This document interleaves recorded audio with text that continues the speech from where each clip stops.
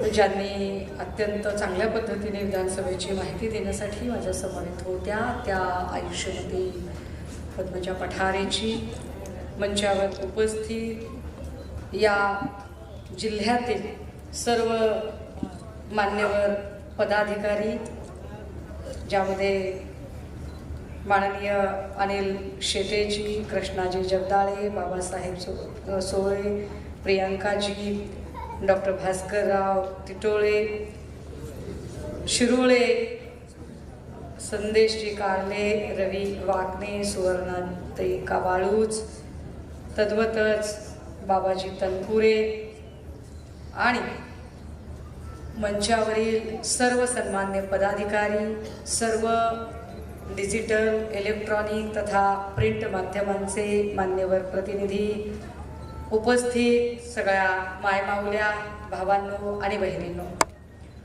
महाराष्ट्र अस्मिता मेळाव्याची सुरुवात आजपासून महाराष्ट्रात सुरुवात होत आहे आणि त्याचा शुभारंभ हा पारनेरमधून होत आहे. या महाराष्ट्राची सत्ता, मत्ता, अस्मिता अबाधित ठेवण्यासाठी ज्या वंदनीय बाळासाहेबांनी शिवसेनेचं बीजारोपण केलं, जे रोप इथं वाढवण्यासाठी, त्याचा वटवृक्ष करण्यासाठी जीवाचं रान केलं, रक्ताचं पाणी केलं, हाडाची काढं केली आणि हा वटवृक्ष रुजवला, वाढवला, घडवला, त्या वंदनीय बाळासाहेबांना अभिवादन करत ज्या आमच्या सरसेनापतींनी ही शिवसेना महाराष्ट्राची अस्मिता जपण्यासाठी म्हणून निर्माण केली आणि महाराष्ट्राची अस्मिता जपायलाच हवी म्हणून शिवतीर्थावरून कोण हा सगळा विचार पुढे नेऊ शकेल, त्यावेळेला त्यांनी स्पष्टपणे सांगितलं की तुम्ही आजपर्यंत मला सांभाळून घेतलं, समजून घेतलं, माझ्यानंतर माझ्या उद्धवला, आदित्यला समजून घ्या, सांभाळून घ्या, सगळे एकत्रित महाराष्ट्राचा उत्कर्ष करा. हे यासाठी आठवण करून दिली पाहिजे की गुवाहाटीला गेलेले काही गद्दार जे सांगतात की आम्ही खरे बाळासाहेबांचे वारसदार आहोत, त्यांना हे सांगायला हवे, आठवण करून द्यायला हवी की वंदनीय बाळासाहेबांनी त्यांचा उत्तराधिकारी त्यांच्या हयातीत शिवतीर्थावरून जाहीर केलेला आणि तेव्हाच सांगितलं होतं की उत्तराधिकारी कोण असेल. त्याच्या आधी अजून एक घटना घडली होती. महाबळेश्वरमध्ये संघटनेची बैठक झाली आणि महाबळेश्वरच्या संघटनेच्या बैठकीमध्ये वंदनीय बाळासाहेब बाजूला होते, आत्ताचे राज्याचे मुख्यमंत्री आणि तेव्हाचे शिवसेनेतले पदाधिकारी म्हणून श्रीयुत एकनाथजी शिंदे, गुलाब पाटील, रामदास कदम ही सगळी मंडळी त्या महाबळेश्वरला हजर होती आणि महाबळेश्वरमध्ये याच लोकांनी सांगितलं की आता आपण म्हणजे उद्धव साहेब तर आहेत पण आता आदित्य दादाला पण आपण सोबत घेऊया. ठराव यांनी केला, सूचक हे होते, अनुमोदक होते, म्हणजे तेव्हा यांना काही वाटलं नाही. आत्ता जे तोंडवर करून बोलतात त्यांच्या हे लक्षात असलं पाहिजे की तेव्हा काय काय घडलं होतं, तेव्हा काय काय झालं होतं. अगदी राज ठाकरेंबद्दल तेव्हा वंदनीय बाळासाहेबांनी काय म्हटलेलं होतं, ह्या सगळ्या गोष्टी माहिती असाव्यात. दादा हो हे का सांगायची गरज आहे ते समजून घ्या. आपण जेव्हा महाराष्ट्र अस्मिता मेळावा म्हणतोय तेव्हा अस्मिता कशात आहे हे समजून घ्या. या महाराष्ट्राची अस्मिता, या मरहट्टाच्या पठारावरची अस्मिता ही निधड्या छातीनं वार झेलण्यामध्ये आणि वार करण्यामध्ये अजिबात न कचरणाऱ्या लोकांची ही अस्मिता आहे की आम्ही लपून छपून काही करत नाही. वार केला तरी समोरून करतोय आणि वार झेलायचं म्हणलं तरी निधड्या छातीनं झेलतोय. पण ही अस्मिता मातीत घालायचं काम 40 गद्दारांनी केलं, कारण ते इथे निधड्या छातीने सामोरे झाले नाही.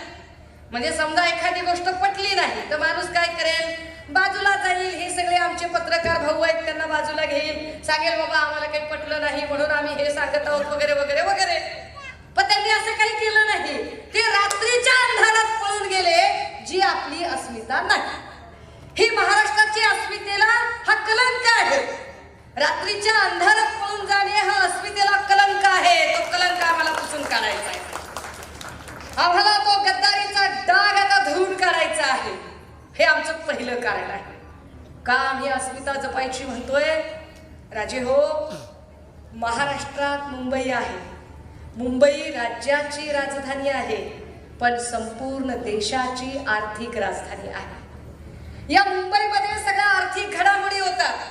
या मुंबईचं जे बजेट आहे, या मुंबईतले जे उद्योगधंदे आहेत, या मुंबईमधली जी मायक्रो इंडस्ट्री आहे, या मुंबईमध्ये जे चालणारे उद्योग आहेत, जे संपूर्ण राज्याला, फक्त महाराष्ट्राला नाही, महाराष्ट्राच्या बाहेरच्या राज्यातली सुद्धा अनेक लोक येतात, जी या मुंबईमध्ये येऊन आपली रोजीरोटी शोधतात. हे आमची अस्मिता आहे. म्हणजे शाहीर अमर शेख आणि लोकशाहीर अण्णाभाऊ साठेंनी त्या काळात जेव्हा संयुक्त महाराष्ट्राचा लढा चालू होता, तेव्हा त्यांनी ठामपणे सांगितलं होतं की मुंबई तर आमची पोरं, गुजरात उथलची चोर. हे आमची मुंबई आहे, हा आमचा महाराष्ट्र आहे. पण आमची मुंबई आणि आमचा महाराष्ट्र कशा पद्धतीनं बकाल करण्याचा प्रयत्न चालू आहे. दादा हो, तुम्ही विचार करा. माया हो, खात्यात पैसे आले असतील, आलेत का? नाहीत आले का? कस काय? अरे देवा, शिवसेनेच्या आले काय? तिकडे आलेत का माय? कुणाच्या खात्यात पैसे आले बी असले तर दाबून घ्यायचे माय, काय घाबरायचं नाही. आपले पैसे आहेत काय, त्यांनी खिशात हात घालून दिले नाहीत. एकनाथ शिंदे, अजित पवार आणि देवेंद्र फडणवीसांनी काही स्वतःच्या हातात खिशात हात घालून पैसे आम्हाला दिले नाहीत. जे पैसे आहेत ते महाराष्ट्राच्या जनतेच्या खिशात हात घालून महाराष्ट्राच्या जनतेचा पैसा दिलेला आहे. त्यामुळे तुमच्या खात्यात येणारे 1500 रुपये हे महाराष्ट्राच्या जनतेच्या कष्टाचे पैसे, तुमच्या बाप भावाचे पैसे, तुमच्या घरच्यांचे पैसे, जे तुम्हाला, म्हणजे तुम्हाला एक गोष्ट माहितीये का? एक मेंढरांचा कळप होता. एक मोठा सावकार आला आणि मेंढरांच्या कळपाला म्हणाला, अय मेंढरांनो, म्हणला तुम्हाला लय थंडी वाजते का? तुला हा साहेब लय थंडी वाजते. चला म्हणला, मी तुम्हाला आता एक भारी भारी स्वेटर देणार आहे. मेंढरू खुश, आपलं स्वेटर. अरे पण स्वेटर करायला उलन कुठून आणायची? ते म्हणले त्याच्यात काय, तुमचीच काढायची, तुमचीच काढायची. म्हणलंय सगळे मेंढर फातरून काढली. आता पण तोच धंदा चालू आहे, काही वेगळं नाहीये चालू. आपलेच पैसे येत, अजिबात कचराई करायची नाही. आपले पैसे येत. हे सुषमा अंधारेसारखे, श्रीकांत पठारेसारखे अनेक लोक आहेत ज्यांनी आपला टॅक्स प्रामाणिकपणे भरलेला आहे आणि आम्ही आमच्या कष्टाचा भरलेला टॅक्स, त्या टॅक्स मधून आमच्या बहिणींना, आमच्या आयांना मिळत असतील तर आनंदच आहे. मिळू दे, हरकत नाही. पण माया हो, जरा समजून घ्या. तुम्ही लग्नाला जाता माहिती आहे की नाही? लग्नाला जाता, मुली येतं, भाऊ बोलावतो, भाचा येतो, भाकरी बांधून येतो, शिदुरी आणतो, तुम्ही जाता आणि मूळ लावून तुम्हाला नेतात. माय मूळ लावून तुम्हाला नेला आणि तिकडे तुमच्या भाजऱ्यानं, तुमच्या भावानं, भाऊसाईनं तुम्हाला 1500ची नाही माय, 15,000ची साडी घेतली, 15,000ची साडी घेतली आणि तुमच्या नवऱ्याला जरा बी विचारलं नाही. तुमच्या लेकराला बोटभर कापड बी घेतलं नाही. नेसताव का साडी? आजी आजी नेसताव का साडी? का बरं? का साडी घ्यायची नाही? अय तिकडची आजी, का साडी घ्यायची नाही? काय होतंय, नवऱ्याला नाही घेतलं, भाच्याला नाही घेतलं म्हणून तुम्हाला तर घेतलं की 15,000चं. आय चांगलं लुगडं घेतलं, का बरं? नेसायची का नाही साडी? तिकडं पांढऱ्या साडीवाल्या आजी, काय चष्म्यावाल्या, तुम्ही तिकडं तिकडं बघायला लागलेल्या. माझं लक्ष असते सगळ्यांकडे. नेसायची का नाही साडी? का नेसायची नाही? नवऱ्याला मान नाही तर आपल्याला काय आहे की नाही? आपण सण म्हणतो, का रे तुला काय सडी वाटली काय? हा, शिरावर एवढा मोठा नवरा आहे की माझ्या? काय सांगतो आपण? तुला काय वांज वाटले काय? लेकरू आहे की रे मला? लेकराला पोटभर कापड घेतलं नाही, नवऱ्याला काही बघितलं नाही, मानपान केलं नाही आणि तिला उघडं घेतोस का म्हणता की नाही माय? मग आता तुम्ही विचार करा. हे तर 1500 आपल्या कष्टाचे ते घ्यायचे, सोडा, त्याचा काही विषय नाही. आणि आपण सत्तेत आल्यावर त्या 1500चं काय नाही, आपण तर 3000 करू, सोडून द्या विषय. काय मोठी गोष्ट, त्या दिवशी जाऊचं नाही. पण विचार करा की आपल्या लेकरांचं काय? आज आपली लेकरं, जी लेकरं 12वी पास झाली, BA झाली, MA झाली, ह्या लेकरांना नोकरी आहे का माय? एका एका लेकराची आपण परीक्षा जागा निघाल्या, आपण परीक्षेचा अर्ज भरला. अर्जाला किती पैसे लागले माय? अर्ज भरायला 200 ते 400 रुपये लागतात. कम्प्युटरवाला 200 रुपये भरायला घेतो आणि त्याचं चलन 400, 500, 600 रुपये. आता तर 1000 रुपये चलन झालंय स्पर्धा परीक्षांचं, तलाठीवरती किंवा काय 1000 रुपयाचं चलन आहे माय. 1000 रुपयाचं चलन, 200 रुपये फॉर्म भरायला, 1200 रुपये झाले. परीक्षा इथं होती का? नाही. परीक्षा कुठं होईल? परीक्षा नगरला होती. परीक्षा चोंडीला होत नाही, परीक्षा पारनेरला होत नाही, परीक्षा कुठं इकडं बाबळेश्वरला होत नाही, शिर्डीत होत नाही. परीक्षा होते कुठं? तर ती डायरेक्ट नगरला होते. नगरला जायला यायला किती लागतात लेकराला? पुन्हा 500ची नोट काढून द्यावी लागते, है की नाही? 2200 रुपये लेकरांना परीक्षेचे भरायला लागतात. लेकरू डोळे फोडून अभ्यास करता. बापाला वाटतं आता पोराला नोकरी लागेल, आईला वाटतंय आता लेकराला काहीतरी मिळेल, आणि तुम्ही डोळे फोडून लेकरू अभ्यास करता. लेकरू परीक्षेला जातं, लेकरू पेपर देतं, पेपर देऊन घरी येतं, आणि दुसऱ्या दिवशी सकाळी पेपर मध्ये बातमी काय? पेपर फुटला. काय करायचं? आपल्या पैशाचं काय? आपल्या लेकराच्या एका परीक्षेला 2200 रुपये गेले. सरकारने दिले का आपले 1000 रुपये परत?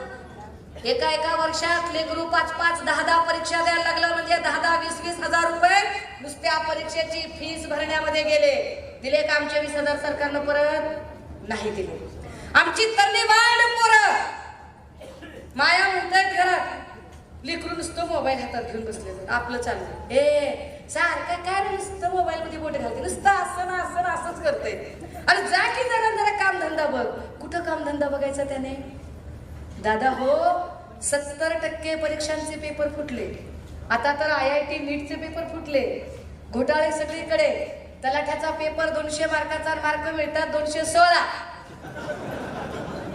हे सरकार, आणि म्हणून हे सरकार पेपर फोडणाऱ्यांचे आहे, आणि म्हणून हे सरकार बॅनर लावणाऱ्यांचे आहे, आणि म्हणून हे सरकार जाहिरातबाजांचे आहे. अरे काय धंदा चाललाय? येड्यात करता काय आम्हाला तुम्ही? माया हो, लेकरांना नोकरी नाही, नोकरी नाही लेकरांना. बरं नोकरी नाही म्हणून आपण काय करायचं माय? की नसली नोकरी तरी लेकरू आपलं पुण्या मुंबईत जायचं, कंपनीत काम करायला जायचं की नाही? आता कंपन्याच नाही ना, एक कंपनी गुजरातला चालली ना सगळी. या महाराष्ट्राची सत्ता मत्ता अस्मिता, या महाराष्ट्रातला एक उद्योग जर गुजरातला जात असेल तर तो अडवायची जबाबदारी आपली आहे. कारण आपल्या लेकरांचं भविष्य महत्वाचं आहे. ते भविष्य आम्हाला जपायचं आहे, आणि ते भविष्य जपण्यासाठी म्हणून महाराष्ट्राची अस्मिता जपण्याची गरज आहे की आमच्या लेकरांना रोजगार मिळाला पाहिजे. दाजीला नोकरी नाही, लेकराला शिक्षण नाही, भाजरे उघडे नागडे फिरायला लागलेले, आणि नुसती माझी बहीण माझी बहीण माझी बहीण माझी बहीण करतोय कोण? जाहीर कुणी केली योजना?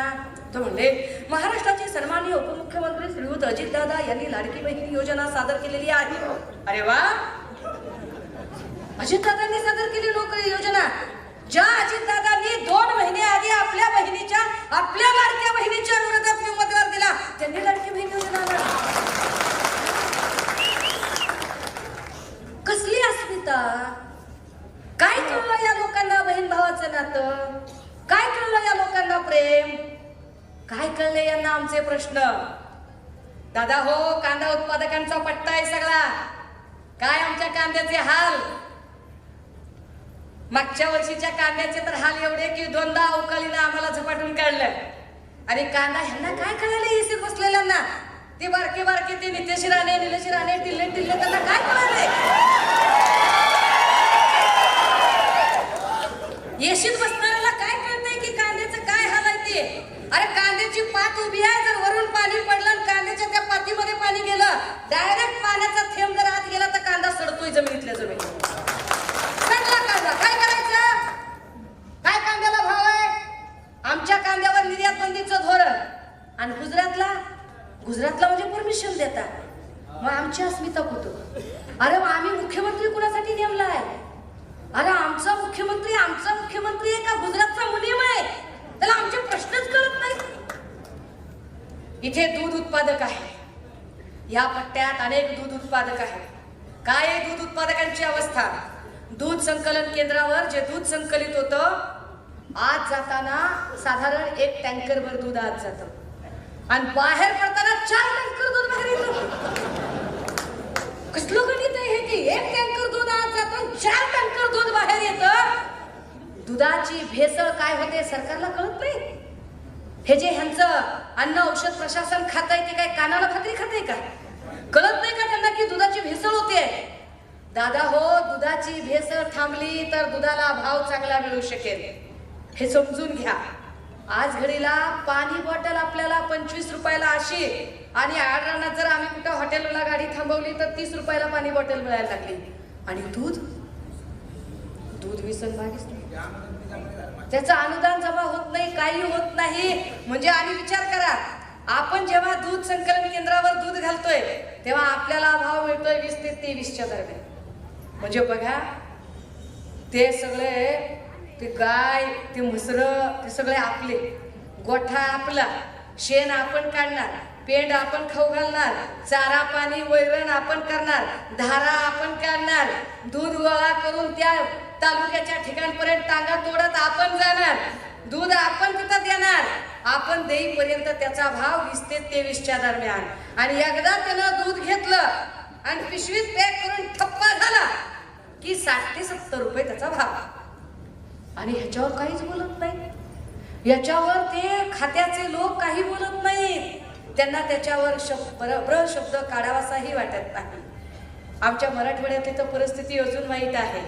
आम्हाला जे सोयाबीनचं बियाणं मिळालं, कारण आम्ही कोरडवाहू, त्यातली त्यात तुमच्याकडे तरी थोडं पाऊस पाणी आहे, आम्ही तर कोरडवाहू पट्ट्यातली माणसं, आमच्याकडे बियाणंच डुप्लिकेट, लसूण डुप्लिकेट, बियाणं डुप्लिकेट, सरकार डुप्लिकेट, सगळा डुप्लिकेट धंदा येतो. काय काय म्हणजे काय अस्मिता कुठे आहे या लोकांना? कसली अस्मिता आहे? किती म्हणजे देशाची तर अस्मिता यांनी काय टांगणीला लावली हो. म्हणजे एक विनेश फोगाट सारखं एक लेकरू तिथपर्यंत जातं, फायनलच्या फेरीमध्ये जातं आणि तिथून त्याला मागे यावं लागतं. तिचं 100 ग्रॅम वजन वाढण्यासाठी कुणी आपलं वजन वापरलं? ते राजकारण. पण राजे हो, तिला खेळायला मिळालं का नाही मिळालं हा वेगळा भाग, पण तिला खेळायला नाही मिळालं याचा आनंद भाजपच्या लोकांनी साजरा करावा. काय गलिच्छ मानसिकतेचे लोक आहेत, काय हलकट मानसिकतेचे लोक आहेत. यांना राष्ट्राची अस्मिता नाही, हे राष्ट्रप्रथम म्हणतात. यांना देशाची अस्मिता नाही, यांना राज्याची तर अस्मिता नाहीच नाही. कारण महाराष्ट्रातला कुठला प्रश्न यांनी तुम्ही बघितला असेल. आता बजेट झालं, बजेटमध्ये काय चर्चा झाल्या? बजेटमध्ये ज्या नितीश कुमार आणि चंद्राबाबूंनी पाठिंबा दिला, सारखं बजेटमध्ये आंध्र बिहार, आंध्र बिहार, बिहार आंध्र, आंध्र बिहार, आंध्र बाहर, बाहर आंध्र. काय धंदा आहे? महाराष्ट्राला काहीच नाही, महाराष्ट्राचा प्रश्नच नाही. तिघ जण हो, तिघ एक सोडून तिघ जण आहेत. म्हणजे येड्याची जत्रा कारभारी 17 असा धंदा आहे. पण महाराष्ट्रासाठी काहीच नाही. या महाराष्ट्राची अस्मिता जपावी लागेल. मगाशी उल्लेख केला की सन्मान्य पक्षप्रमुख उद्धव साहेब महाराष्ट्राचे मुख्यमंत्री असताना कुणालाही कसलाही पुरावा न मागता, कागद न मागता अंगठा लावायचा आणि 2.5 लाखापर्यंतची कर्जमाफी घ्यायची. हे या राज्यात सन्मान्य पक्षप्रमुखांच्या काळामध्येच खऱ्या अर्थानं सोयाबीनचा भाव जो होता, कापसाचा भाव होता, तो पक्षप्रमुखांच्या काळात मिळाला, तो कुणाच्याच काळात मिळाला नाही. देवेंद्र भाऊंना जेव्हा सांगितलं तेव्हा देवेंद्र भाऊ म्हणाले तत्वतः अभ्यास करत आहे आणि अभ्यास चालूच आहे. ह्याला एवढा अभ्यास केला तर माणूस मेरिटमध्ये पास होईल. ह्यांनी एवढा अभ्यास केला की पाक मुख्यमंत्र्याचा उपमुख्यमंत्री झाला. एवढा अभ्यास केल्यावर लोकांचं प्रमोशन होतंय, ह्यांचं डिमोशन झालंय. आता तर हे म्हणजे आता विचार करा तुम्ही, तहसीलदारचा कलेक्टर होऊ शकतोय आपण ऐकलं, कलेक्टरचा तहसीलदार होताना आपण बघितलाय का? फडणवीस साहेबांच्या बाबतीत ते झालं की कलेक्टरचा तहसीलदार झाला. अवघड खेळ आहे दादा हो. हा आता होत नसतंय बरोबर. मागच्या वेळेला मी तुमच्या जिल्ह्यात आले होते. आम्हाला आमच्या मराठीचा अस्मिता आहे, आम्हाला आमच्या मराठी भाषेचा अभिमान आहे. मला वाटतंय आमचे भाऊ निलेश लंकेजींच्या प्रचारासाठी आले. कुणीतरी मला सांगितलं की ताई विखे म्हणतायत की लंकेंना मराठी बोलता इंग्रजी बोलता येत नाही. म्हटलं काय हरकत नाही, आपल्याला अस्मिता आहे आपल्या मराठीची, आपलं मराठी माणसं येतं. ठीक आहे बाबा म्हणलं, जिल्ह्यात ज्याला ज्याला इंग्रजी येते तेवढे लोक विखेला मतदान करा, ज्याला मराठी येते त्याने लंकेला मतदान करा. अस्मिता आहे ना आम्हाला आमच्या मराठीची. आता त्यांना कळलं की किती लोक इंग्रजी. आता पुन्हा मन म्हणावं एकदा अजून येणार म्हणावी तुला सांगतो अस्मिता काय असते. राजे हो, या महाराष्ट्रातले त्यांनी उद्योग पळवले, या महाराष्ट्राची त्यांनी सगळे आर्थिक नाड्या आवळायचा प्रयत्न केला. हा महाराष्ट्र कधीही दिल्ली समोर झुकला नव्हता. आपण बघितलं असेल वंदनीय बाळासाहेबांच्या हयाती जेव्हा कधी इथे महायुतीमध्ये जागा वाटपांच्या चर्चा व्हायच्या, अगदी तिकडून म्हणजे प्रमोद महाजन जे असतील, मुंडे साहेब असतील, गडकरीजी असतील, ही सगळी माणसं मातोश्रीवर यायची आणि जागा वाटपाची बोलणी करायची. हे गद्दार बाहेर पडले, थापा मारतात, बाता मारतात, पण ह्यांच्या टेंबी नाक्यावर कुणीच आलं नाही यांचा उंबरा झिजवायला. ह्यांना 10 वेळा जावं लागलं तिकडे दिल्लीमध्ये. महाराष्ट्राची अस्मिता तिकडे गहाण ठेवायला गेले. परंतु उद्धव साहेब यांनी ठामपणे सांगितलं की होय, आज राज्य माझे नसले तरी कालही आजही राजाचं राजपण केव्हाही त्या पद्धतीने ते थांबून राहिले. आणि जागा वाटपांच्या याच्यामध्ये त्यांनी त्यांचं म्हणणं अत्यंत स्वाभिमानाने मांडलं.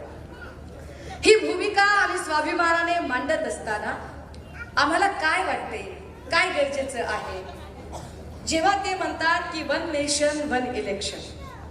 1 नेशन 1 इलेक्शन तर सगळं इलेक्शन एकत्र व्हायला पाहिजे होतं, पण घाबरतात किती बघा. गेली 2.5 वर्ष झाले यांनी स्थानिक स्वराज्य संस्थांच्या निवडणुका घेतल्या नाही. भीती वाटते यांना अजूनही भीती वाटते की आपण निवडून येऊ शकणार नाही. त्यामुळे हे स्थानिक स्वराज्य संस्थांच्या निवडणुका घेत नाहीत. महानगरपालिका, नगरपालिका, जिल्हा परिषदा सगळ्या निवडणुका तशाच राहिल्या आहेत. आता तर यांना भीती वाटते राज्यातल्या निवडणुकांची आणि त्या निवडणुका पुढे ढकलायला बघत आहेत. 3 राज्यांच्या निवडणुका जाहीर झाल्या आणि एकाच राज्याची निवडणूक त्यांनी बाजूला ठेवली. का भीती वाटते? तर त्यांना वाटतंय की आम्ही बहीण बहीण म्हणून महाराष्ट्रातल्या महिलांना 1500 रुपये देऊ, अजून एक हप्ता देऊ, मग ह्या आमच्या सगळ्या बहिणी आम्हालाच मतदान करतील. पण या महाराष्ट्रातल्या लेकी बहिणी आहेत, 1500वर मत विकायला या विकाऊ कुणी नाहीयेत, या महाराष्ट्राची अस्मिता जपणाऱ्या आमच्या बहिणी. या सगळ्यांमध्ये फार विशेष आहे बरं का, म्हणजे महाराष्ट्रातल्या सगळ्या परंपरा नासून टाकल्या लोकांनी. देवेंद्र भाऊंनी हा महाराष्ट्र इतका नासवला, इतका खराब केला. या महाराष्ट्रातल्या परंपरा, संस्कृती कधी नव्हे इतक्या निम्न स्तराला गेल्या. दादा हो, यांनी कुणाकुणावर आरोप केले, यांनी वायकरवर आरोप केले, यांनी भावना गवळीवर आरोप केले, सरनाईकवर आरोप केले, संजय राठोडवर आरोप केले. ही सगळी माणसं आता ही मांडीवर घेऊन बसली, सगळेच्या सगळे. प्रत्येकाला आगतिक केलं पक्षात घेण्यासाठी आणि प्रत्येक जण पक्षात गेल्यावर त्याचे आरोप बंद झाले. आता ते 2 माणसांच्या मागे लागले. एक कोकणातले राजन साळवी आणि दुसरे अकोल्याचे नितीन बापू देशमुख. अकोल्याचे आमदार नितीन बापू देशमुख यांच्यावरती प्रचंड दबाव आणायला सुरुवात केली की पक्षात आलो पाहिजे आणि त्यासाठी ईडी सीबीआयचा ससेमिरा लावला. किती खाली उतरावं माणसाचं, किती खालची पातळी गाठावी की नितीन बापू देशमुखांच्या मुलांच्या शाळेवर किती खर्च होतो ह्याची चौकशी करावी. कितवीला येते लेकरू? 1 लेकरू 8वीला, 1 लेकरू 5वीला. अकोल्याच्या शाळेत अशी किती फीस असणार आहे बरं? शाळेच्या फीसची तुम्ही चौकशी करता? राऊत साहेबांच्या बाबतीत पण हेच केलं होतं यांनी. राऊत साहेबांच्या पोरीचं लग्न होतं, त्या पोरीला मेहंदी काढणाऱ्या मेहंदीवालीचा खर्च काढला. काय म्हणजे नीचपणा किती करावा, किती खाली उतरावं, असा महाराष्ट्र कधीच नव्हता. इतकी महाराष्ट्राची संस्कृती गलिच्छ कधीच झाली नव्हती.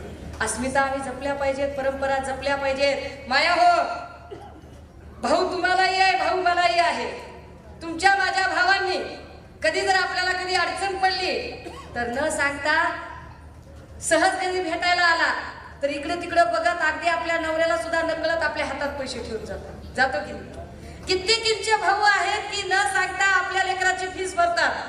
कित्येकींचे भाऊ आहेत की आपल्या लेकीच्या लग्नामध्ये हुंड्याचा खर्च किंवा दागिन्याचा खर्च किंवा भांड्याचा खर्च कुठला पण एक खर्च उचलतो आणि म्हणतो तुझी लेक माझी लेक नाही का, भाजीचं कन्यादान करणं पुण्याचं काम असतं, भाषित काशी असते म्हणतात ना माय. आपल्या भावानं कधी बॅनर लावला काय? आपल्या भावानं कधी जाहिरात केली का माय? पान जाहिराती दिल्या का? हा, आता माझ्या बहिणीला पठारे कुटुंबाच्या वतीनं मी 1500 रुपये बस स्टँडवर दिलेले आहेत, लावला बॅनर. लावला कधी? बहीण भावाची परंपरा झाकली मूठ लाखाची, नात्याचा आब आहे, नात्याची आबरू आहे, ती आबरू अशी झाकून ठेवायची असते.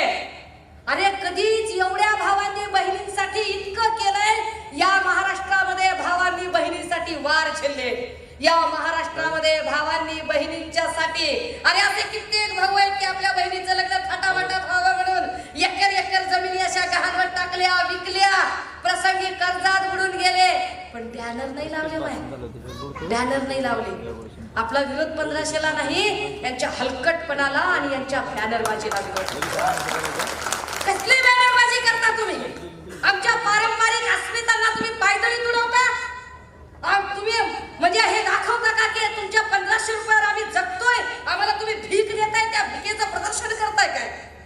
म्हणून हा अस्मिता मेळावा आहे की त्यांना सांगायला की भीक देत नाही तुम्ही आम्हाला, आमच्या कष्टाचं देता. याच महाराष्ट्रात पिकवलेलं, याच महाराष्ट्रातल्या लोकांनी टॅक्स मधून भरलेलं, आणि तुम्ही किती खर्च करताय ते पण बघा. 19 तारखेला म्हणजे काल पुण्यामध्ये जीएसटी भवनचं उद्घाटन होतं. जीएसटीचं खातं अजितदादांच्या अखत्यारी. या उद्घाटनासाठी जो मंडप उभा केला आणि ज्याची तयारी केली ती 50 लाखाची तयारी होती, पण दादा बिझी. गुलाबी साडी, गुलाबी गाडी, गुलाबी जॅकेट, गुलाबी झेंडा, गुलाबी सगळं. गुलाबो गुलाबो ओ गुलाबो, इतकं सगळं गुलाबी वातावरण की दादाला जीएसटी भवनकडे जायला वेळच मिळाला नाही. दादा गेलेच नाही. दादा गेले नाही, उद्घाटन झालंच नाही. 50 लाखाचा मांडव आज काढायला सुरुवात केली. 50 लाख कुणाच्या खिशातले खर्च झाले? 50 लाख रुपये तुम्ही आज खर्च केले. फक्त मांडव टाकला आणि मांडव काढला. गोरगरिबांना तुम्ही शेताला त्याला वीज देत नाही, त्याच्या शेताचं जर साधं 5000 नुसतं बिल झालं तर तुम्ही त्याचं कनेक्शन कट करायला जाता. 50 लाख रुपये फक्त तुम्हाला वेळ मिळाला नाही म्हणून तुम्ही पोहोचू शकत नाही आणि 50 लाखाचा मांडव काढून टाकता. आणि तुम्ही आम्हाला सांगता या महाराष्ट्राची मत्ता, मालमत्ता, संपत्ती ही तुमची नाहीये गुलाल बुक्यांसारखी उधळायला, ती राखण्यासाठी म्हणून शिवसेनेची गरज आहे. म्हणून पक्षप्रमुख, कुटुंबप्रमुख उद्धव साहेबांची गरज आहे. दादा हो, माया हो, आज येताना एक अत्यंत वाईट घटना घडली. खरं तर घटना 4 दिवस आधी घडली. काल मला आपले ॲडव्होकेट जयेश वाले म्हणून आहेत, जे शिवसेनेचे युवा विस्तारक आहेत, त्यांच्याकडे कायदेशीर सल्ल्यासाठी काही लोक आले आणि त्यांनी मला फोन केला राखी बांधताना की ताई एक घटना घडली. काय झालं भैया? तर ते सांगतात, ताई ते एक 3 वर्ष 8 महिन्याचं बाळ आहे आणि नर्सरीला होतं ताई लेकरू, आणि शाळेतल्या सफाई कर्मचाऱ्याने त्या लेकरासोबत दुर्व्यवहार केला, दुर्वर्तन केलं, कुस्करून टाकलं ताई लेकरू. लेकराच्या आतड्यापर्यंत इजा पोचली. लेकराला काय झालंय तेही कळना गेलं.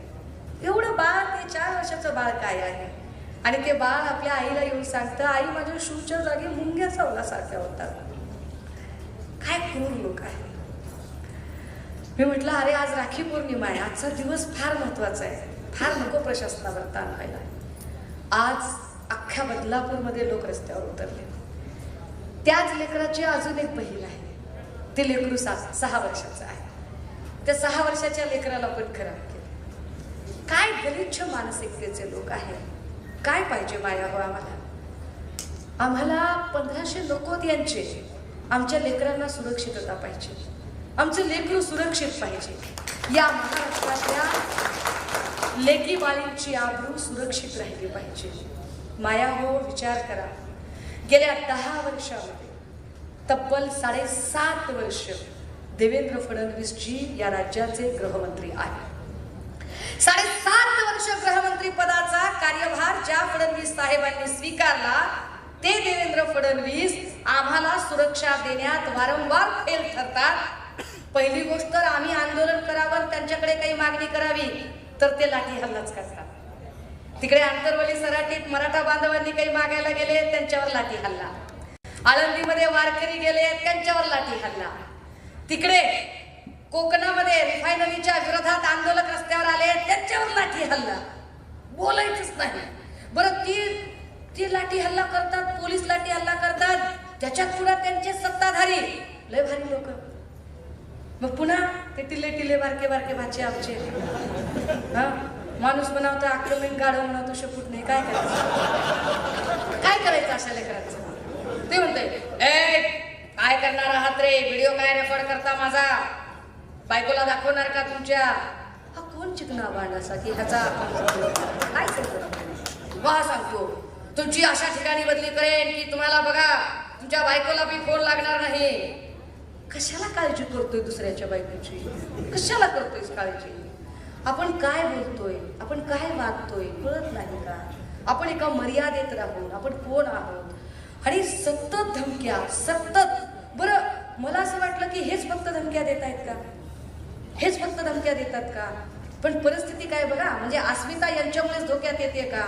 पण नेते तरी काय? म्हणजे एक सहज बरं का, एक सहज उदाहरण आठवलं. मी खूप आधी ऐकलं होतं कोणाकडून तरी, फार चांगलं उदाहरण होतं.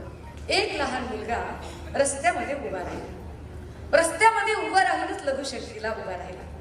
एक शहाणा माणूस आला, मला कळत नाही का रे रस्त्यात कसा उभा राहिलास? पोरग एकदम सावध झालं. चल चल चल तुझा बाप कुठे बघू दे. बाप कुठे बघू दे म्हणलं. पोरांना इकडे चला इकडे चला इकडे चला. 2 गल्ल्या 3 गल्ल्या वाकडे तिकडे डावीकडे उजवीकडे वळण घे, तिथपर्यंत नेलं आणि पुन्हा विचारल्या माणसाने कुठे बाप कुठे, घर कुठे तुझं? बघा हा पोरग रस्त्यावर उभं होतं.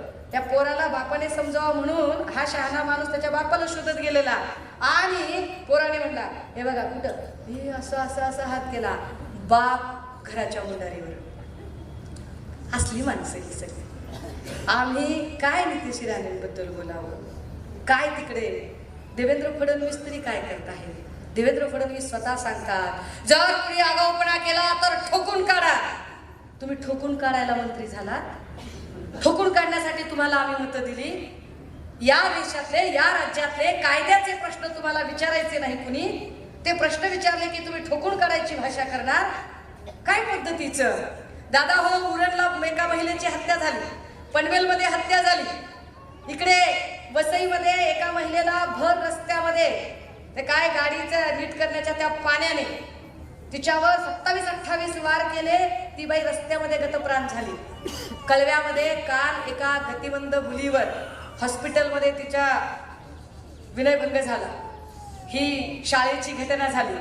सातत्याने इथल्या मुली इथल्या लेकी असुरक्षित आहेत हे चित्र वारंवार स्पष्ट होतं. 7.5 वर्षात ते अधिक स्पष्ट होते. 7.5 वर्ष देवेंद्रजींनी जो गृहमंत्री म्हणून कार्यभार केला, या 7.5 वर्षात किंबहुना महाराष्ट्राच्या एकूण कारकिर्दीमध्ये जे आतापर्यंतचे गृहमंत्री लाभले त्यातला सगळ्यात अकार्यक्षम आणि नापास गृहमंत्री म्हणून जर कुणाचं नाव येत असेल तर ते देवेंद्र फडणवीस. की तुम्ही आमच्या लेकी बाळींची सुरक्षितता राखू शकत नाही. आई म्हणून आम्हाला काळजी वाटते आमच्या लेकरांची, तुम्ही नाही आम्हाला सुरक्षितता देऊ शकत.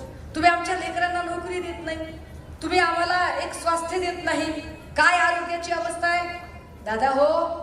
कोरोनाचा काळ आठवा. कोरोनाच्या काळातली सगळ्यात मुख्य अट काय होती? माणसाने माणसाला संपर्क करायचा नाही, माणसाने माणसाच्या जवळ जायचं नाही. पुण्यामध्ये एका माणसाचा मृत्यू झाला.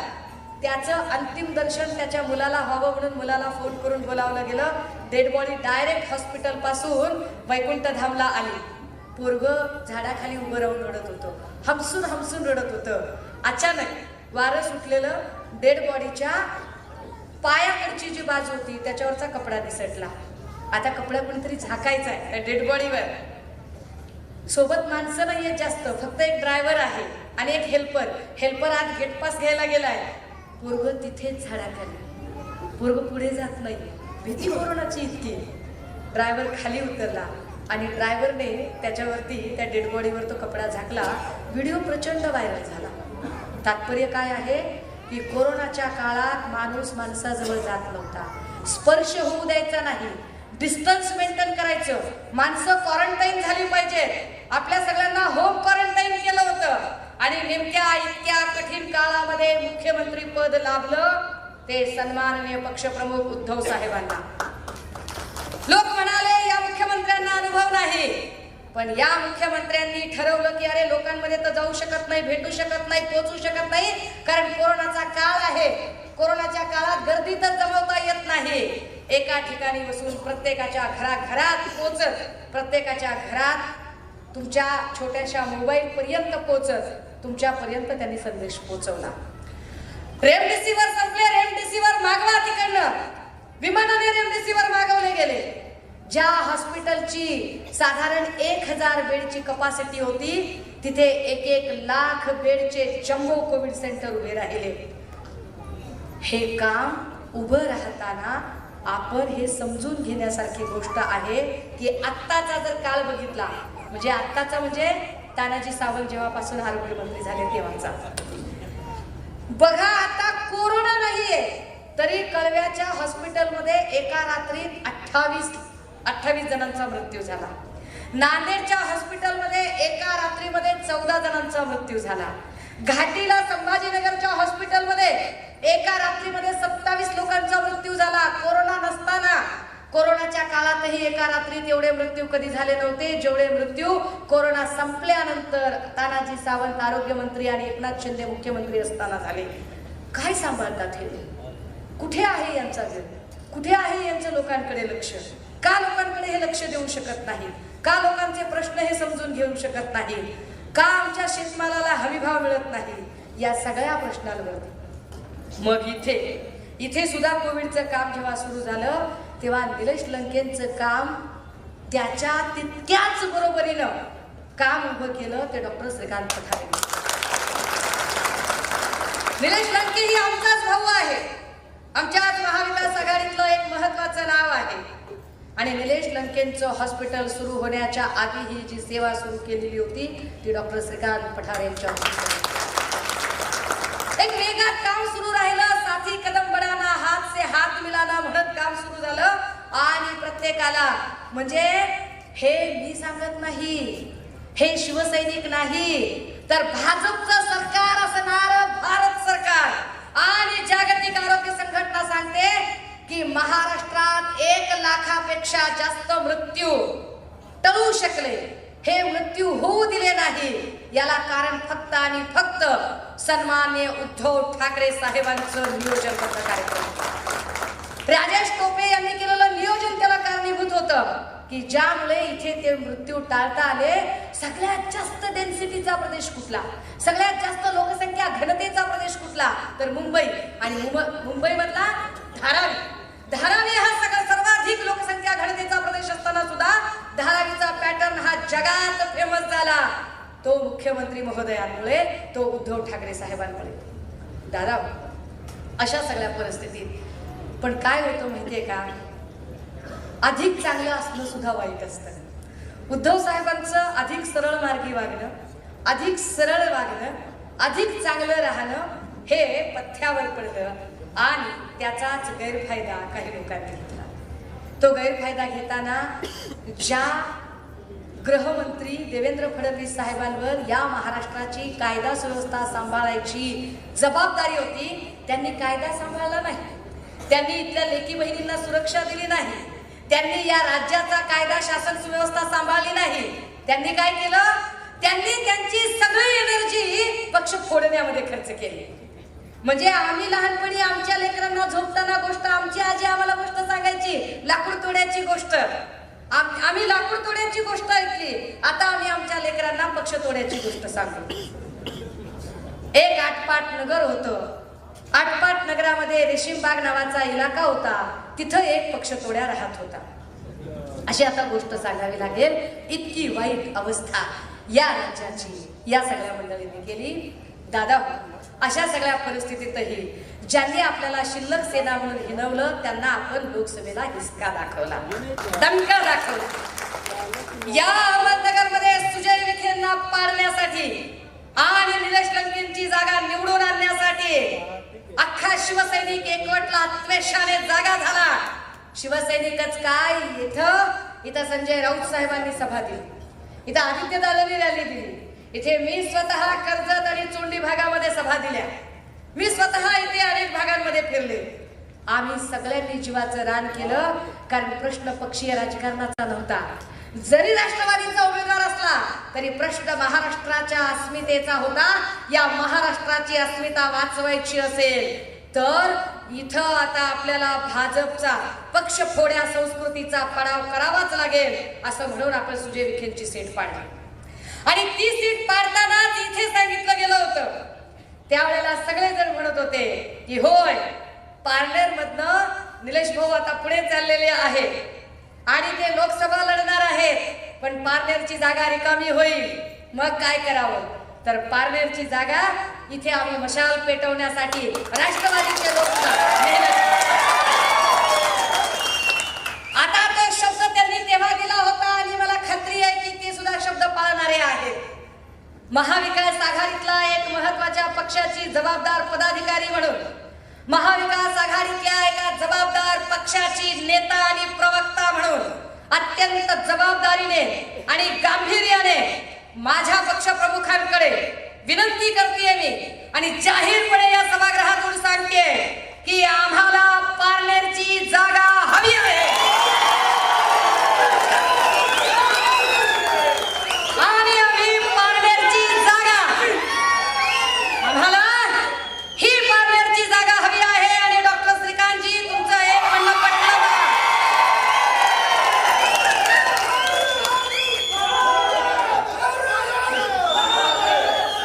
अरे वाक्य पूर्ण करू द्या.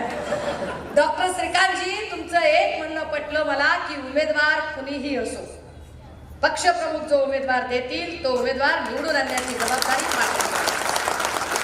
कारण अहमदनगरमध्ये आम्हाला आमच्या शिवसेनेचं अस्तित्व, ही मशाल धगधगती ठेवायची असेल तर आमच्यासाठी पारनेरची जागा अत्यंत महत्वाची आहे. आणि आम्हाला विश्वास आहे उमेदवार श्रीकांतजी असतील, उमेदवार इकडे तुम्ही असाल, तुम्ही असाल, कुणी असू शकतं, मी पण येऊ शकते, काय सांगतो, कुणी येऊ शकतं, उमेदवार कुणीही असू शकतो. परंतु आपण सगळ्यांनी ताकदीनं आधी बघा, लढण्याची पहिली तयारी काय आहे, आपले आपले शस्त्र जपून घेणे, आधी मैदान तपासून घेणे, मैदान आधी एकदा पिच न, मग नंतर ठरवू 1 to 1 कसं लढायचंय ते, उमेदवार काय ते नंतर ठरेल, पण पारनेरची जागा आपण घेत आहोत.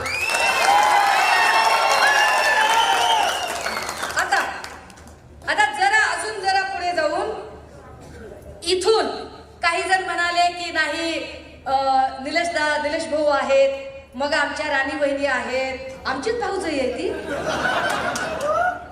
माझी भाऊजाई आहे.